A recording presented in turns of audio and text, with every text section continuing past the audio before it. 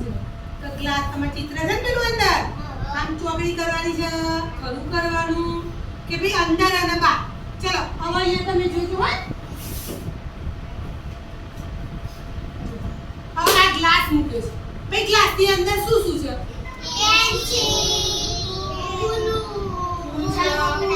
રમકડાના આકાર છે સ્પંજ છે ને એ બધું અંદર છે કે બહાર પછી ઘંટડી બહાર છે કે અંદર ચોપડી ક્યાં છે ભાઈ ધોરણ બીજા વાળા તો બેઠા છે રૂમ ની અંદર કે બહાર આપણી મધ્યાહન ભોજનની રૂમ ની અંદર છે કે બહાર આપણી રૂમ ની અંદર છે ભાઈ પંખો ક્યાં છે રૂમ ની અંદર કે બહાર અંદર છે રૂમ ની અંદર જે રૂમ ની અંદર અને બહાર આ બધી વસ્તુ છે ક્લાસ ની અંદર કયો છે ક્લાસ ની અંદર અને ચોપડી છે એ ક્લાસ ની શું કહેવાય બહાર ભાઈ મારું પર્સ છે આપણી ચોપડી છે એ તિજોરી ની અંદર છે કે બહાર અંદર આપણે પેનો નું બોક્સ છે એ અંદર છે કે બહાર અંદર ભાઈ આપણી રૂમ ની બહાર શું શું છે રૂમ ની બહાર આપણી રૂમ ની અંદર શું શું છે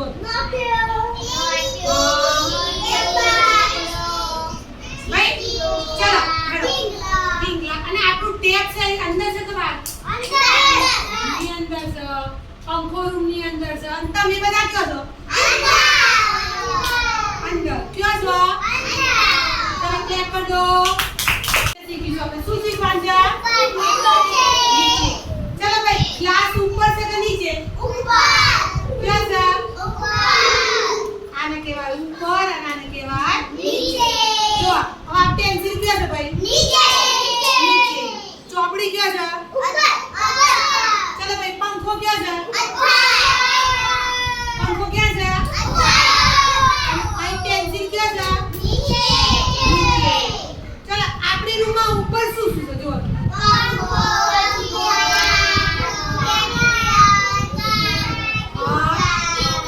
સને ભાઈ ટ્યુબલાઇટ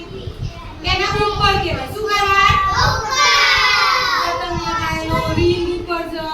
અને આ બધું ચોપડીઓ દબાય શું કહેવાય એ ટેબલ ના ઉપર કહેવાય શું કહેવાય ટેબલ ના ઉપર હવે નીચે મૂકીએ ચલો પેન્સિલ કયો આવી નીચે ચલો ભાઈ અને ગ્લાસ કયો છે ચલો હવે આ મૂક્યું મેં હવે આમાં ઉપર કયું કહેવાશે ચલો આ બેમાં ઉપર કયું અને ગ્લાસ કયો કહેવાય નીચે હવે આમાં સૌથી નીચે કયો ડબ્બો છે હવે તમારી ચોપડીની અંદર શું કરવાનું છે બેટા જો આ બધામાં રંગ પૂરવાના નથી સૌથી ઉપર અહીંયા ચિત્ર આપ્યું છે જો આ સરસ આ ત્રણ માટલા આપે છે ને તો શું કહે છે સૌથી નીચેમાં રંગ પૂરવાનો કયો રંગ પૂરવાનો સૌથી નીચેમાં આખામાં રંગ પૂરવાના હવે આ ત્રણ ડબ્બા છે તમારે શું કહેવાય સૌથી